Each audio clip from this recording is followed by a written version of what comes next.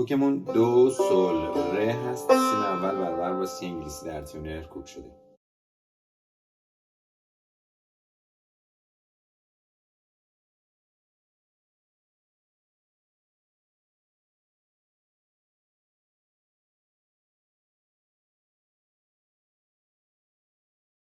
در این قطعه سی بمول، لاکورون و میکورون داریم.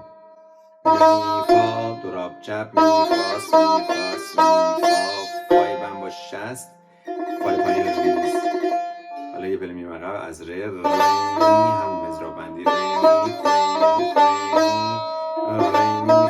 فا اینجا دراب چپ راست، می فا فا میره دو، راست چپ راست راست، دو در سیم زرده، فا میره دو، راست راست چپ راست راست، فا می راست راست چپ، ره می یک میاد پایین، فا سول سول انگوش سوم، بعد میگیم فا سول فا سول فا سول فا سول فا سول، راست چپ راست چپ راست چپ، فا سول فاس فاس می فره.